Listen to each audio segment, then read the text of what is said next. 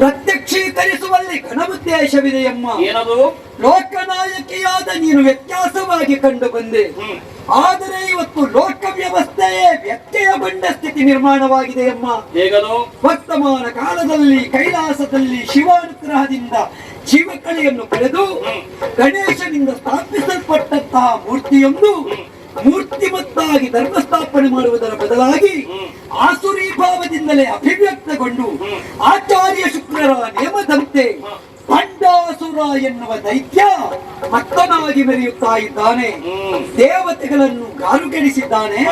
ಲೋಕ ಮೂರರಲ್ಲಿ ಧರ್ಮವನ್ನು ಬೀಳಗೆಳೆಯಿದ್ದಾನೆ. ಅಧರ್ಮವೇ ತಾಂಡವವಾಡುತ್ತಾ ಇದೆ. ಧರ್ಮವೆನ್ನುವ ಗೋವು ಕಾಲ್ಮುರಿದು ಬಿದ್ದಿದೆ. ಅಧರ್ಮವೆನ್ನುವ ವ್ಯಾಘ್ರ ತಾಂಡವವಾಡುತ್ತಾ ಇದೆ. ಕರ್ಮ ಪ್ರಪಂಚದಲ್ಲಿ ಮುಂದೆ ಧರ್ಮದ ರಕ್ಷಣೆ ಎತ್ತೋ ಎನ್ನುವ ಭೀತಿ ಆವರಿಸಿದೆ. ಅಂತಹ ಭಂಡ ದೈತ್ಯನ ಕೊಂದು ಧರ್ಮದ ರಕ್ಷಣೆ ಮಾಡುವ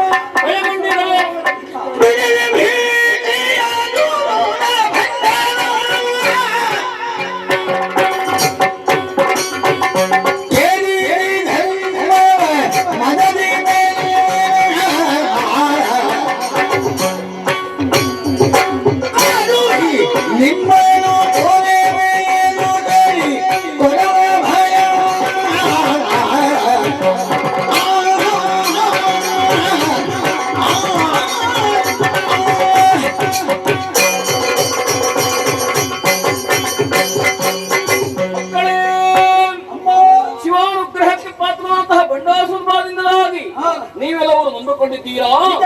ಸೂರ್ಯೋದಯವಾದ ಮೇಲೆ ಕತ್ತಲೆ ಭಯವೇ ಮಕ್ಕಳೇ ನಿಮಗೆ. ನಿಮ್ಮ ಕಣ್ಣನೀರು ಮರೆಸುವುದಕ್ಕೆ ಬೇಕಾಗಿ ನಾನೇ ಒಲಿದು ಮುಂದೆ ಬಂದವಳಿದ್ದೇನೆ. ನೀವ್ಯಾರು ಭಯ ಪಡಬೇಡಿ. ಕೆಲವೇ ದಿನಗಳಲ್ಲಿ ಒಳಭಂಡವನ್ನು ಬಳಸಿ ಧರ್ಮಸ್ಥಾಪನೆ ಮಾಡುತ್ತೇನೆ. ನಿಮ್ಮನ್ನೆಲ್ಲ ರಕ್ಷಿಸ್ತೇನೆ. ಧೈರ್ಯ ತಾಳಿರಿ, ಧೈರ್ಯ ತಾಳಿರಿ. ಶ್ರೀ ಮಹಾದೇವಿಯ ವಾಸಕ್ಕೆಂದೆನು ತಯಲೇ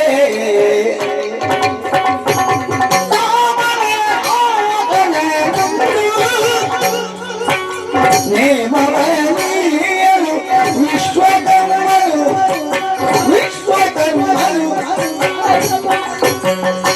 ದಿವ್ಯ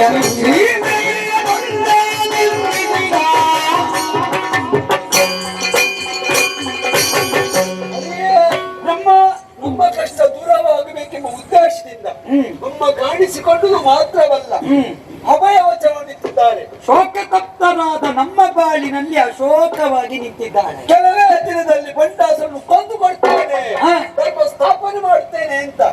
ಮತ್ತೆ ಕೆಲವು ದಿನ ಅಂದ್ರೆ ಹಲವು ದಿನವಾದಿತ್ತು. ಖಂಡಿತ ಆಗಿರುವಾಗ ಇರುವುದು ಇಲ್ಲ ಅಲ್ವಾ? ಮಾತೆಯ ಕಿರಿದು ಎಷ್ಟು ಹಿರಿದು ಅಂತ ಯಾರು ಬಲ್ಲವರು ಅಲ್ಲವೇ? ನಮಗೆ ಅದರ ಲೋಕ ಉಂಟು ಅಲ್ಲ. ಹಾಗಿದ್ದ ಇವರು ಎಲ್ಲಾ ಲೋಕವನ್ನು ಧರಿಸಿದವಳು. ಹೌದು. ಆದ್ರೆ ವಾಸಕ್ಕೆ ಯೋಗ್ಯವಾದಂತಹ ಸ್ಥಳವನ್ನು ಒಂದು ಈ ಸಂದರ್ಭದಲ್ಲಿ ಒಳ್ಳೆಯದಿತ್ತು. ನಿಜ. ಇಲ್ಲಿ ಯಾರಿದ್ದಾರೆ? ಸ್ಥಳಾವಕಾಶ ಕೊಡುವವರು ಯಾರಿದ್ದಾರೆ? ಅದು ವಿಶ್ವಕರ್ಮರು. ನಿಮ್ಮ ಮಗ ಬಂದಿದ್ದಾನೆ ಮಾತ್ರ ಅಲ್ಲ, ನೋಡಿದ್ದೀರಾ, ಒಂದು ಮಂದಿರವನ್ನು ನಿರ್ಮಾಣ ಮಾಡಿದ್ದಾರೆ. ಸತ್ಯ ಹೌದಲ್ಲ?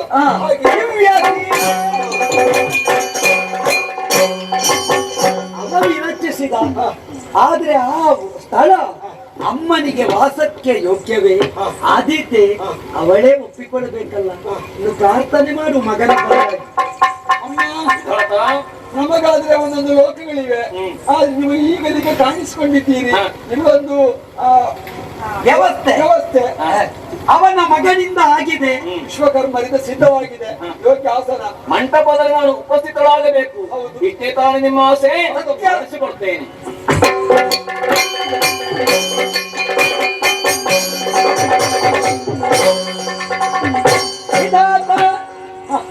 ನಿನ್ನ ಮಗನಿಂದ ನಿರ್ಮಿಸಲ್ಪಟ್ಟಂತಹ ಭವ್ಯ ಮಂಟಪ, ಜೊತೆಯಲ್ಲಿ ಮಂದಿರ, ಅದರಲ್ಲಿ ಅಮ್ಮ ನೆಲೆಗೊಂಡತೆ ತಡ ತಾತ್ಪರ್ಯಮಾನವಾಗಿ ಪ್ರಕಾಶಿಸುತ್ತಾ ಇದ್ದಾಳೆ. ಇನ್ನು ಮುಂದಕ್ಕೆ ಈ ಮಂಟಪಕ್ಕೆ ಲಲಿತಾ ಮಂಟಪ ಅಥವಾ ಲಲಿತಾ ಮಂದಿರ ಎಂದೇ ಹೆಸರಾಗಲಿ. ದುರ್ಗ ಮುಖ್ಯರಾದಂತಹ ಯೋಗಿನಿಯರು ಶ್ರೀದೇವಿಯ ಸೇವೆಗಾಗಿ ಬಂದು ಅವಕಾಶ ಕೊಡಬೇಕು ಅಂತ ಕೇಳ್ತಾ ಇದ್ದಾರೆ. ಅವರದ್ದು ಸಂಗೀತ ಸೇವೆ. ಅಮ್ಮನಿಗೆ ಅವಕಾಶ ಆದೀತು ಅಂತ ಕೇಳಬೇಡ್ವೆ? ಅಮ್ಮ ನಾರಾಯಣ. ಯೋಗಿನಿಯರ ಸಂದೋ ಇತ್ತ ಧಾವಂತಗೆಯುತ್ತಾ ಇದೆ. ಏನಂತೆ ಅವರಿಗೆ? ತವ ಸೇವೆಯನ್ನು ಮಾಡುವುದೇ ಅವರ ಅಪೇಕ್ಷೆ. ಅವಕಾಶ ಉಂಟೇ ನಮ್ಮ ಸೇವೆಗೆ ಸಕಲರಿಗೂ ಮುಕ್ತವಾದ ಅವಕಾಶವಿದೆ. ಹಾಡುವವರು ಹಾಡುತ್ತಾ ಇರಲಿ, ಕುಡಿಯೋರು ಕುಡಿಯುತ್ತಾ ಇರಲಿ, ಸಂತೋಷ ಪಡ್ತೇನೆ. ಸಂತೋಷ ಸಂತೋಷ. ಸರಿಯೇ ಚಿಂತಿಗ ಕಮಲ ಭವ ಅಂತರಂಗದಿ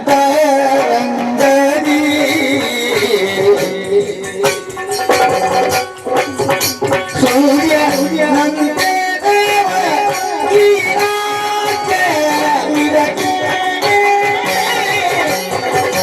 ಎಂದೋರೇ ದೇವಿ ಕಾಂತನಲ್ಲಿ ಇರುವನು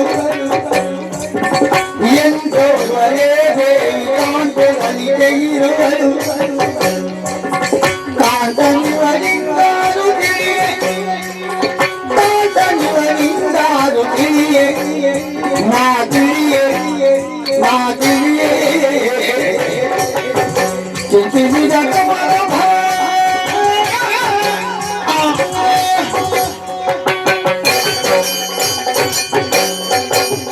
ನಾರಾಯಣ. ನಮ್ಮ ವಿಶ್ವಕರ್ಮರು ಸಿದ್ಧಪಡಿಸಂತ ಮಂದಿರದಲ್ಲಿ ಅಮ್ಮ ಆಸೀನರಾಗಿದ್ದಾರೆ. ಸರ್ವ ಸೇವೆಗಳು ನಡೆಯುತ್ತಾ ಉಂಟು. ನಮಗೆಲ್ಲ ಸಂತೋಷ ಆಗಿದೆ. ಆದರೆ ನಾನು ಶಾರದಾ ಪತಿ, ನಾನು ಲಕ್ಷ್ಮೀಪತಿ, ದೇವೇಂದ್ರ ಶಚಿಪತಿ. ಹೌದು ಹೌದಲ್ಲ? ಹಾಗಿರುವಾಗ ಅಮ್ಮ ಇಲ್ಲಿ ಸತಿ ಇದ್ದಾಳೆ, ಪತಿ ಇಲ್ಲ. ಪತಿ ಇಲ್ಲ, ಪ್ರಕೃತಿ ಇದ್ದಾಳೆ, ಪುರುಷ ಇಲ್ಲ ಅಲ್ವಾ? ಹಾ. ಅಮ್ಮ ಪ್ರಕೃತಿ ಪುರುಷರ ಸಮಾಗಮ ಲೋಕ ಕಲ್ಯಾಣಕ್ಕೆ ಚಿಂತನೆ ನಡೆಸ್ತದೆ. ಅಲ್ವಾ? ಅಮ್ಮ ಏಕಾಂಗಿನಿ ಆಗಿರುವುದು ಹಾ. ನಮ್ಗೆ ಅಷ್ಟು ಸಮಂಜಸ ಅಂತ ಕಾಣುದಿಲ್ಲ. ಆದ್ರಿಂದ ಇಂತಹ ವಧುವಿಗೆ ಒಂದು ಯೋಗ್ಯ ವರ ದೊರಕಿಸಿಕೊಟ್ಟರೇನು? ನಿನ್ನ ಒಂದು ಸೃಷ್ಟಿಯ ಕಲ್ಯಾಣೋತ್ಸವ ನಡೆದರೇನು? ನಿನ್ನ ಸೃಷ್ಟಿಯಲ್ಲಿ ಯಾರಾದ್ರೂ ನಾವೇ ಅಮ್ಮನ ಶಿಷ್ಯ ಮಕ್ಕಳಲ್ವಾ? ಹಾಗಿರುವಾಗ ಹ, ನಮ್ಮ ತಲೆಗೂ ಹೋಗುದಿಲ್ಲ. ಯಾರು ಯಾರು? ಎಂದು ಯೋಚಿಸುತ್ತಿರಲು ಬಂಧನದಾದಿ ಶಿವ ಬಹಳ ಚಂದಾಗಿ ಬಂದಿದ್ದೀರಿ. ಹೌದು, ಹಾ. ಬರುವುದಕ್ಕೆ ಕಾರಣ ಉಂಟು. ಏನು? ರಜತಾದ್ರಿ ವಾಸಿಯಾದಂತ ನಾನೇ, ಹಾ. ಪರಶಿವನಾದಂತ ನಾನೇ, ಆದಿಶಿವನಾದಂತ ನಾನೇ, ಹಾ. ರಾಮೇಶ್ವರನಾಗಿ ಇಂದು ಇಲ್ಲಿಗೆ ಬಂದಿದ್ದೇನೆ. ಕಾರಣ? ಬರುವುದಕ್ಕೆ ಕಾರಣ ಉಂಟು. ಹಾ. ಲಲಿತಾಂಬೆಯನ್ನು ವರಿಸಬೇಕು. ಹಾ. ಹಾಗಾಗಿ ಬಂದವನು ನಾನು. ಹಾ.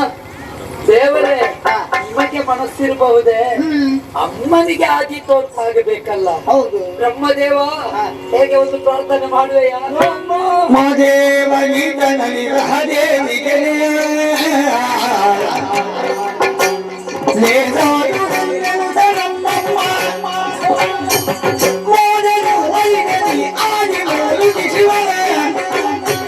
ಸಾದರಲಿ ಮುದಗೊಳಿಸು ನಮ್ಮ ಸಾದರಲಿ ಮುದಗೊಳಿಸು ನಮ್ಮ ಅಮ್ಮ ನಮ್ಮ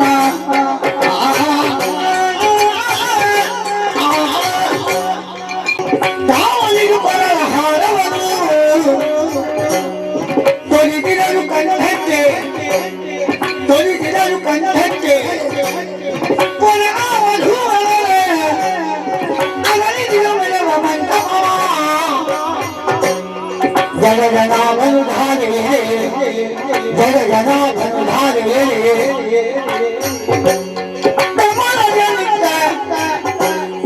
ಉಡುಗೊರೆಯ ಬೆಳವ ಪುಷ್ಪಕವ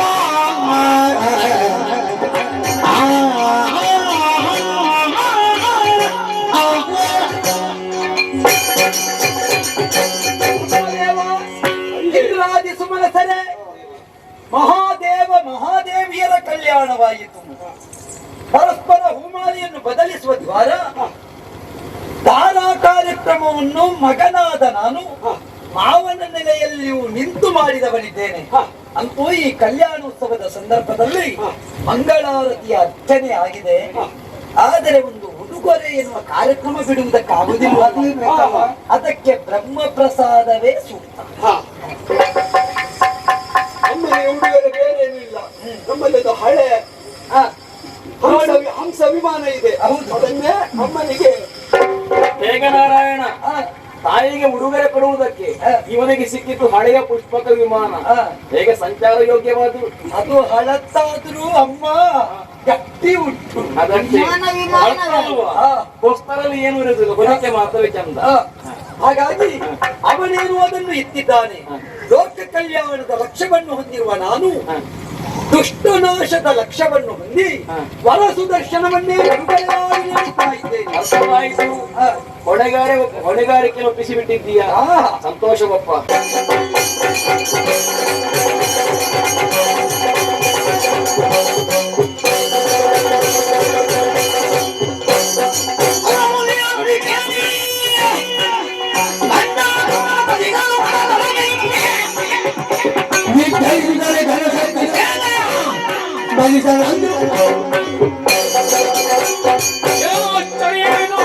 ಸಕಲತೆಯರು ಒಂದಾಗಿ ವಿಲಾಸಮಯವಂತಹ ಜೀವನ ನಡೆಸುತ್ತಾ ಈ ಕಾಲಕ್ಕೆ ದೇವಮಣಿಪುನಾಥ ನಾರರ ಬಂದು ವಿಚಾರವಾಗಿ ಅಡಿಗಡಿಗೆ ದೂರಿಕೊಳ್ಳುತ್ತಾ ಇದ್ದಾನೆ.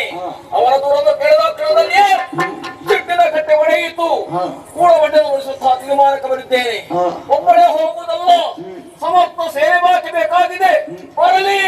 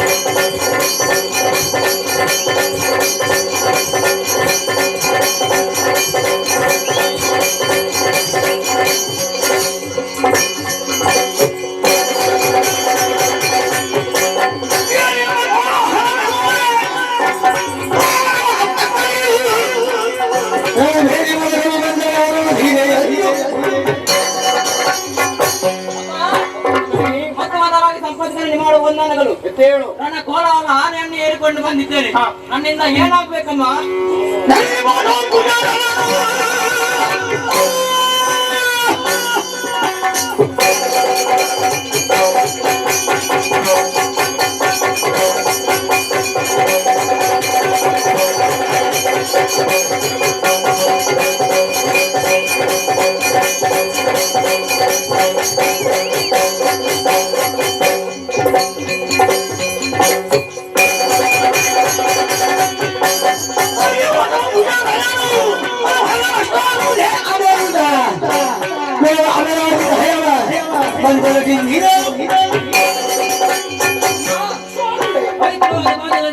ಇದ್ದೇನೆ. ಹೋಗಲಿ. ಇದ್ದಕ್ಕಿದ್ದ ಹಾಗೆ ದೀರ್ಘವಾದ ಧ್ವನಿ. ನಿಮ್ಮ ಕಡೆ ನಾಡಿಸಿ ಅಪರಾಜಿತ ಎಂಬ ಕುದುರೆಯನ್ನು ಏರಿ ಕೈಯಲ್ಲಿ ಪಾಶಾಂಕುಶವನ್ನು ಹಿಡಿದು ಬಂದವರೇ ಅಶ್ವರೂಢ ಕರೆಸಿದ ಕಾರಣ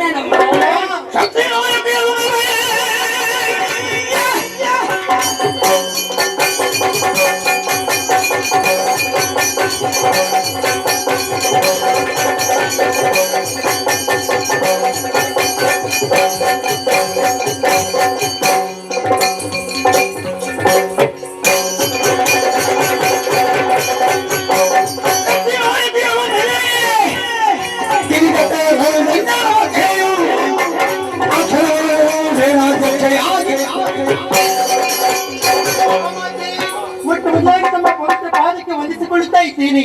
ಅನಿರೀಕ್ಷವಾದಂತಹ ನಿಮ್ಮ ಕರೆಯನ್ನು ಆಲಿಸಿ ದಂಡನಾಥೆಯಂತಹ ನಾನು ಇರು ರಥವನ್ನು ಏರಿ ಕೈಯಲ್ಲಿ ದಂಡವನ್ನು ಹಿಡಿದುಕೊಂಡು ಬಂದವಳಿದ್ದೇನೆ. ಏನು ಸಹಾಯವಾಗಬೇಕು ತಿಳಿಸಿ.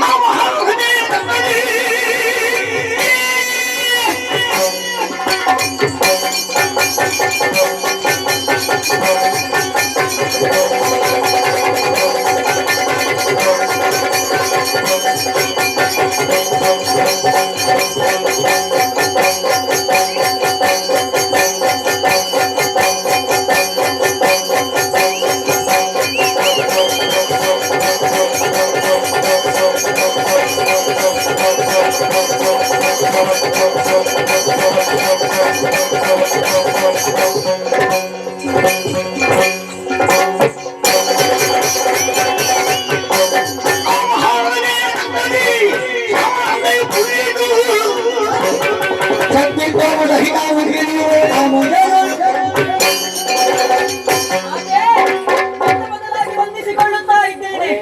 ಶ್ಯಾಮಲಾಂಬ ಇತ್ತ ಬಾ ಎನ್ನುವ ಹಾಗೆ ದೇವಿ ಸನ್ನಿಧಾನದಿಂದ ಆಜ್ಞೆ ಆಯಿತು. ಹಾಗಾಗಿ ಇವಳ ಸಣ್ಣ ಚಕ್ರವುಳ್ಳ ರಥವನ್ನು ಏರಿ ಬಂದಿದ್ದೇನೆ. ನನ್ನಿಂದ ಏನು ಸೇವೆ ಬೇಕಮ್ಮ?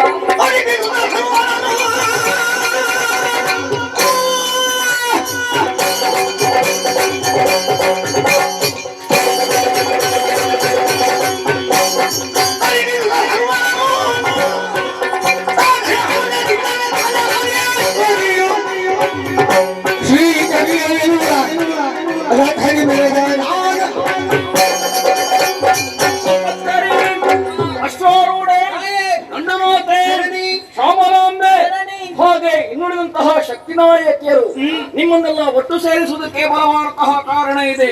ನನ್ನ ವಿರೋಧಿ ಸ್ಥಾನವಂತಹ ಭಂಡಾಸುರ ಅವನಿಗೆ ಸಂಬಂಧಪಟ್ಟ ಕ್ಷೇತ್ರ ಅದು ಶೂನ್ಯಕಾಪುರ. ಅಲ್ಲಿಗೆ ನಾವೆಲ್ಲ ಏಕಕಾಲದಲ್ಲಿ ಮುತ್ತಿಗೆಯನ್ನು ಹಾಕಬೇಕಾಗಿದೆ. ಆದ ಕಾರಣವೇ 5 ದಾರಿಗಳಾಗಿ ನಿಮ್ಮ ವಾಹನ ಅಡವಿಕೊಳ್ಳಿ. ಆ ಕಾಲಕ್ಕೆ ನಿಮ್ಮ ಒಡತಿ ನಾನು ಬರುವ ಚಂದ ಹೇಗೆ ಬಂದಿರೋ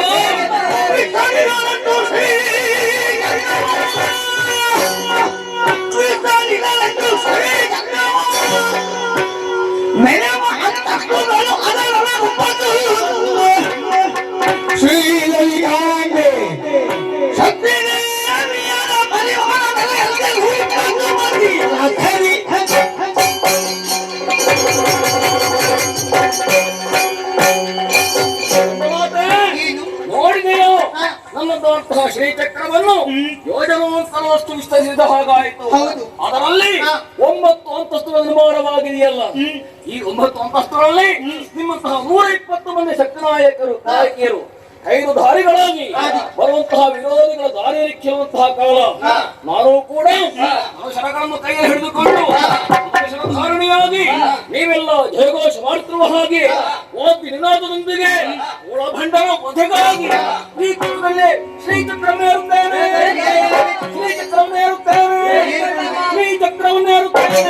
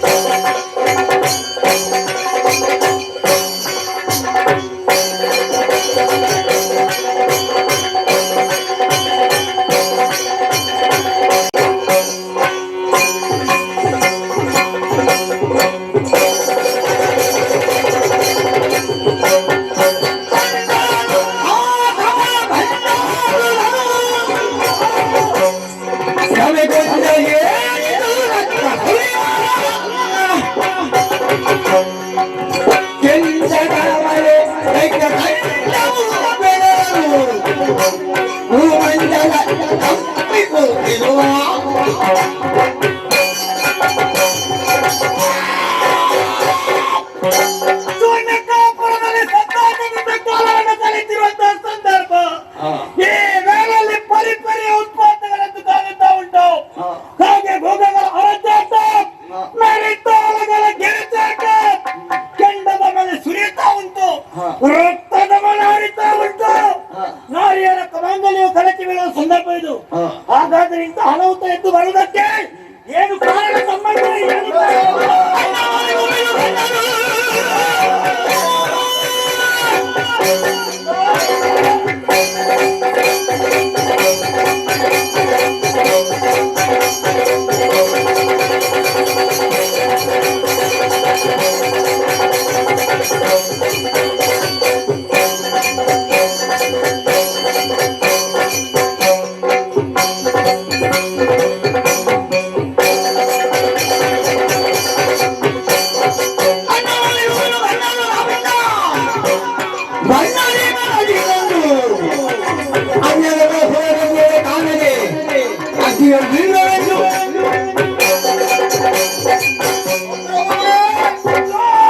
ಶೂನ್ಯಕಾಪುರದಲ್ಲಿ ನೀನು ಒಂದು ವ್ಯಕ್ತಿಯಾಗಿ ಬಾಡಿದ್ದೀಳ ಅನ್ನೋ ಮಹಾಶಕ್ತಿಯಾಗಿ ಮೆರೆಯುತ್ತಾ ಇದ್ದೀಯೋ.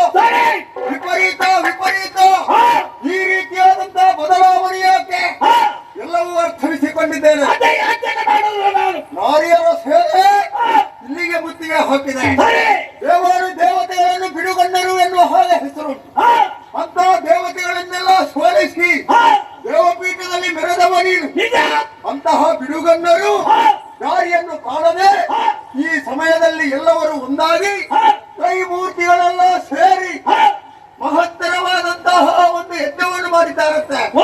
ಅದರಿಂದ ಮಹಾದೇವಿ ಆವಿರ್ಭವಿಸಿ ಈ ವಧೆಗೆ ಬೇಕಾಗಿ ಬಂದಿದ್ದಾಳೆ. ಹಾಗಾಗಿ ಏನು ಯೋಚನೆ ಬೇಡ, ನಾನೇನು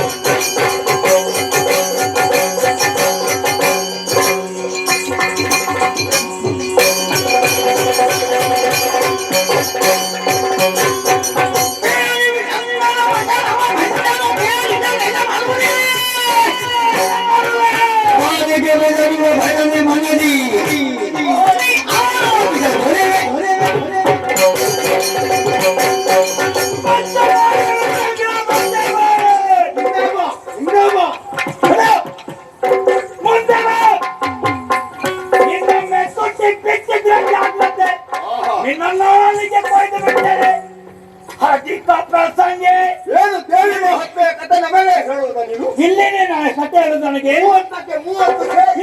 ಮಾತಾಡೋದು ಅವಕಾಶ ಪಟ್ಟದ್ದೆಚ್ಚಿಗಾಯ್ತು. ನನ್ನ ತಮ್ಮಂದಿರನ್ನದಕ್ಕೆ ನಾಚಿಕೆ ಆಗ್ತಾ ಉಂಟು. ಅಲ್ಲ 30ಕ್ಕೆ 30 ಸೇರಿಸಿ ಅಂದು ಶಂಭು ಕೊಟ್ಟದ್ದು 60 ನಂಬಿಲ್ಲ ಈಗ. ಬಂದಂತ ನಾರಿ ಸೇನೆ ಎದುರಿಸಬೇಕಾಗಿ ನಮ್ಮಲ್ಲಿ ಇಂಥ ಪರಾಕ್ರಮ ಶಾಲೆಗಳಿರುವಾಗ ಕೇವಲ ನಾರಿ ಸೇನೆಯನ್ನು ಹೋಗುತ್ತಾ ಇದೆಯಲ್ಲ.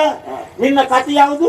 ನಿನಗಿಂತ ಮೊದಲ ಕಥೆ ಎಲ್ಲ ತಿಳಿದುಕೊಂಡಿದ್ದೀನಿ. ಚಂಡ ಮುಂಡರು ಮಹಿಷಾಸುರ ಸುಮ್ಮನ ಕಥೆ ಎಲ್ಲ ವಿಚಾರ ತಿಳಿದವನು. ನಿನ್ನಿಂದ ನೀತಿ ಪಾಠ ಕಲಿಬೇಕು. ನಿಮ್ಮ ಮಾತಿನಂತೆ ಏನುವುದಾಗಿ ತಿಳಿದುಕೊಂಡು ಇಷ್ಟು ಉಲ್ಲಾಸದಿಂದಿದ್ದೇವೆ. ಅವನದ್ದು ಕಥೆ. ನಾನು ಕೂಡ ಸಾಹಿತ್ಯ ಸಭೆಯಲ್ಲಿ ಅಯೋಗ್ಯ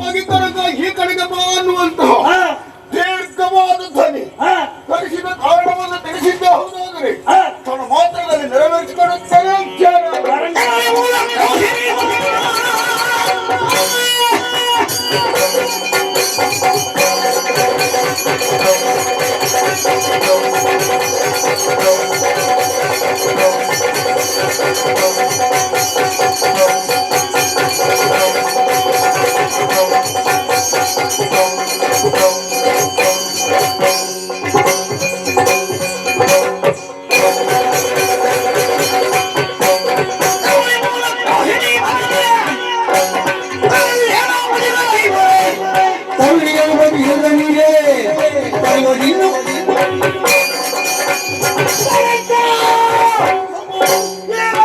ಇದಕ್ಕೆ ಬಲವಾದ ಕಾರಣ ಉಂಟು. ಏನದು? ಕೇವಲ ನಾರಿ ಸೇನೆ ನಮ್ಮ ಶೂನ್ಯತಾಪುರವನ್ನು ಪ್ರವೇಶ ಮಾಡಿ ಇಂದಿನ ದಿವಸ ನಮ್ಮಲ್ಲಿ ಕಲಕುವುದಕ್ಕಿದ್ದಕ್ಕೆ ಮುಂದಾಗಿದ್ದಾರೆ. ಅದಕ್ಕಾಗಿ ನಿನ್ನನ್ನು ಕರೆಸಿದ್ದೇನೆ. ಏನದಿದ್ರೆ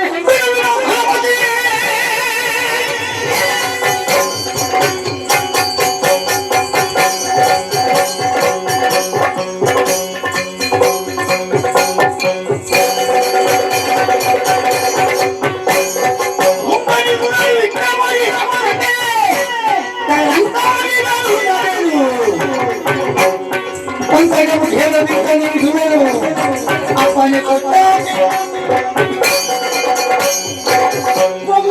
ಅಪರಾಧ ಮಾಡಲಿದ್ದಾನೆ. ಆ ನಾರಿ ಸಮೂಹವನ್ನು ನಿರ್ಮೂಲನೆ ಮಾಡುತ್ತೇನೆ.